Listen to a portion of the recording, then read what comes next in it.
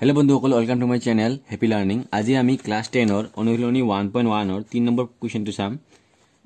ইয়াত কি কৈছে প্ৰথমে আমি এটো কুৱেশ্যনটো বুজিব লাগিব, নহলে উত্তৰত ডাইৰেক্ট গহাগো উলাই উত্তৰ লিখি কোনো লাভ নাই। আগত আমি এটো প্ৰ্যাকটিক্যালি বুজিম, তাৰ পিছতহে আমি এটো কৰিম হৈছে। গতিকে প্ৰথমে মই এটা বেলেগ অংক বুজাম, তাৰ পিছতে এটো কৰি দিম হৈছে। এটা কথা চাই লোৱা কিমান আছে 616 সদস্যৰ এটা সৈন্য বাহিনীৰ গোটে, মানে সৈন্য বাহিনীৰ এটা গোট আছে যেটো সদস্য 616 জন আছে।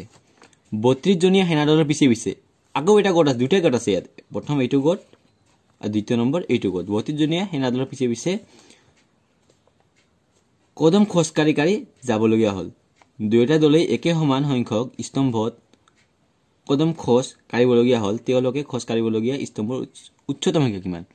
এতিয়া কি হৈছে এইখিনিত 616 জন আৰু 32 এই 616 জন কেনেকৈ আছে ইয়াত চা ভালকৈ বুজি ল। আগ প্ৰথমে আমি 32 জন চাম। 32 জন কেনেকৈ আছে এনেকৈ আছে 32 জন 1 2 3 4 এনেকৈ 32 জন আছে প্ৰথম লাইনত হৈছে। এটো হৈছে আমাৰ প্ৰথম গোট হৈছে, এটা প্ৰথম গোট প্ৰথম বুজি ল এনেকৈ হৈছে। এবে দ্বিতীয় গোট কেনেকৈ আছে? দ্বিতীয় গোটটো এনেকৈ আছে যে ইয়াৰ পিছত 32 ইয়াৰ পিছত লাইনত 32 এনেকৈ আছে হৈছে। এনেকৈ আছে ইয়াত আমাৰ কিমান আছে 32 এই লাইনত 32 এন 32 এন 32 এনেকৈ আছে হৈছে। এইখিনি প্ৰশ্নত কৈছে আৰু এতিয়া কৈছে যে দুয়োটা দলেই একে সমান সংখ্যক স্তম্ভত খোজ কাঢ়িবলগীয়া হ'ল। তেওঁলোকে খোজ কাঢ়িবলগীয়া স্তম্ভৰ উচ্চতম সংখ্যা কিমান বা উচ্চতম সংখ্যা কিমান? ইয়াত আমি কেনেকৈ চাম ভালকৈ বুজি লোৱা। ইয়াত আছে 32 এক লাইনত 32 জন থাকিব পাৰে। এটাকে আমাক লাগে কিমান 616 হৈছে। 32 ৰে ভাগ দিলে কিমান লাইন ওলাই যাব হয় না নহয়? কিন্তু এইটো ডাইৰেক্ট কৰিলে নহব, হে মই এটা বেলেগ অংক বুজাই দিম, তাৰ পিছত একেবাৰে বুজি পাবা এইটো হৈছে। মূৰত সময় যাব একেবাৰে এইবাৰ চা। আমি ধৰিলো এটা লাইন ললো কিমান এক মো লাইন 32 টা আমি ললে বেছি হ'ব 6 1 2 3 4 5 6 জন হৈছে, মাত্ৰ 6 জন। আৰু দ্বিতীয় গ্ৰুপত কিমান আছে আমাৰ? প্ৰথম গ্ৰুপত আমাৰ খালি 6 জন, দ্বিতীয় গ্ৰুপ আমি কিমান লৈছো? দ্বিতীয় গ্ৰুপত আমি লৈছো 9 জন। কিমান জন? 9 জন। প্ৰথম গ্ৰুপত 6 জন, দ্বিতীয় গ্ৰুপ 9 জন। দ্বিতীয় গ্ৰুপ কেনেকৈ বহিব 1 2 3 4 5 6 7 8 9। ইয়াৰ লগত এই লাইনটো মিল আছে 6 6, কিন্তু এই লাইন মিল নাই হৈছে। এটা আমি কেনেকৈ চাম যে এক মোৰ লাইনত কিমান 6 জন আছে? এটা খালি বুজি লোৱা, চাই লোৱা, লিখিব নালাগে। 9 6 গুণ 6 ইয়াত শেষ ফল 3, মানে লাষ্টৰ লাইনত 3 থাকিব হৈছে। একবাৰে ইজি। গতিকে আমি ইয়াত গসা ওলাব লাগিব। গসা ওলালে কি হ'ব চা, গসাগু কি হ'ব? ইয়াত 32 টা আছিল ন, 32 ক ভাগ কৰিব লাগিব আৰু ইয়াত 616 ইয়াক ভাগ কৰিব লাগিব।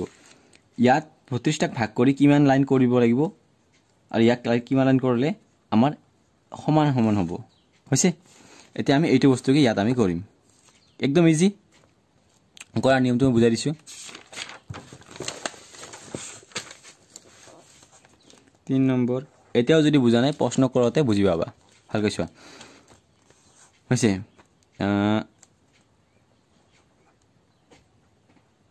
প্ৰথম গোটত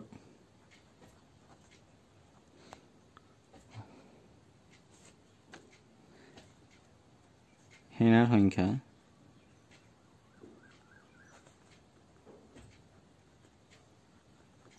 মানুহ কিমান আছে? প্ৰথম গোটত আগৰ গোটত 32 জন হৈছে। ইয়াত আমাৰ 32 জন আছে আৰু পিছে পিছে কিমান জন যাব? দ্বিতীয় গোটত সেনাৰ সংখ্যা কিমান জন আছে? 616 জন হৈছে। এতিয়া 32 জনৰ পিছত যদি 616 জন 32 32 32 কৈ থাকে, শেষত 8 জন মাত্ৰ ৰৈ যায়। গতিকে আমি কি কৰিব লাগিব? এইটো বস্তুৰ লক কি কৰিব? গসাগু ওলাব লাগিব। গসা ওলালে 32 কিমান ভাগ কৰি মিটো ওলাব আৰু 616 কিমান ভাগ কৰি মিটো ওলাব। গতিকে গসাগু ওলাব লাগিব। গতিকে আমি কি লিখিম চোৱা। গতিকে আমি ইয়াত লিখিব লাগিব হ'বলগীয়া স্তম্ভ হ'বলগীয়া স্তম্ভ হ'ব 32 আৰু 616 গসাউ হৈছে ইয়া যেটো গসাউ হ'ব এটো বস্তুই আমাৰ হৈ যাব এনসাৰটো এতে বুজাই দিম ভালকৈ আকৌ বুজাই দিম এবাৰ কৰাৰ পিছত ভালকৈ চোৱা যে গসাউলৰ সহজ নিয়ম ইউক্লিডৰ নিয়ম আছিল যেহেতু ইয়াত কি 616 ডাঙৰ কাট 32 তকৈ হৈছে এতেকে আমি 616 ডাঙৰটো আগত লিখিম আগৰ নিয়মত ইকুৱেল 32 লিখিম ইয়াত 32 কিমান গুণ 616 32 এক গুণ 32 কিমান আছিল 296 ওলাইছিল 32 9 গুণ 288 হৈছে হলৰ পৰা 8 গলে 8 হৈছে গতিকে যোগ শেষফল ভাজক পূৰণ ভাগফল যোগ শেষফল হৈছে ইজি এতিয়া আমি কি কৰিম যেহেতু ভাগশেষ শূন্য নহয় যেহেতু ভাগশেষ নট ইকুৱেল টু 0 এতেকে কি হ'ব আমি 32ক আৰু এই 8 এই 32ক 8 ৰে আকৌ দিম 8 কিমান গুণ 32 8 4 গুণ 32 হৈছে ভাজক পূৰণ ভাগফল যোগ ভাগশেষ এবাৰ শূন্য ওলাইছে যেহেতু ভাগশেষ ইকুৱেল 0 এতেকে 32 আৰু 616 গসাউ ইকুৱেল কিমান হ'ব 8 হ'ব কাৰণ যিটোৰে ভাগ কৰিছো এইটোহে হ'ব এই ওপৰটো নহব যিটোৰে ভাগ কৰিছো হৈছে একবাৰ ইজি এতিয়া চোৱা এইখিনি আমাৰ মেইন বস্তু হৈ গল হৈছে এইখিনি লিখিলে এনসাৰটো হৈ যাব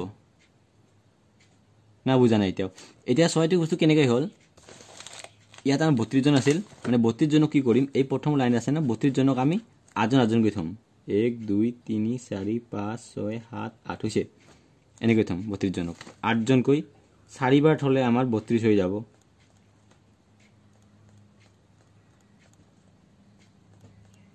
হৈছে ইয়াত হৈ গল 32 জন মানে 8 জন কৈ থোৱা যায় আৰু ইয়াকো আমি 8 জন কৈ থব পাৰিম হৈছে 616 8 ৰে ভাগ যায় 616 8 ৰে ভাগ যায় সো ইয়াকো আমি 8 জন থব পাৰিম 8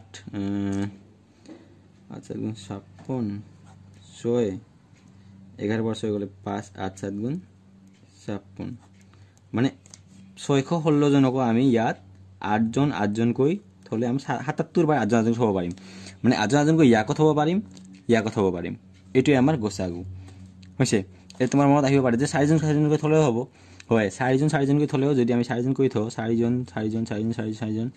তথাপি এইটো লাইন হ'ব কিন্তু গসাগু মানে কি আটাইতকৈ ডাঙৰ যেটো সৰ্বোচ্চ হয় নহয় আটাইতকৈ ডাঙৰ যেটো হইটোই হ'ব আৰু আটাইতকৈ ওপৰ নহব কেতিয়াও আটাইতকৈ ওপৰ থব নোৱাৰিম ইয়াত প্ৰশ্নটো কৈছে যে তেলকে খস কাৰিব লগিয়া স্তম্ভৰ উচ্চতম সংখ্যা লিখা উচ্চতম সংখ্যা মানে স্তম্ভৰ কিমান জনকে খস কাৰিব পাৰিব সেইভাবে আমি 8 লিখিছো হৈছে যদি উচ্চতম নহল হয় তেনে হলে ইয়াত বেলেগ লিখা একজন কৰি দিলেও মিলি যাব এক কৰি মিলি যাব দুজন কৰি দিলে মিলিব তিনজন নিমিলিব চাৰিজন মিলিব আঠজন মিলিব তাৰ ওপৰত নিমিলিব 12 জন কৰি দিলে নিমিলিব হৈছে যদি আপনি এই পঢ়নটো বুজিছে তেনহলে চ্যানেলটো সাবস্ক্রাইব কৰিব আৰু কিবা যদি বুজা নাই তলত কমেন্ট কৰিব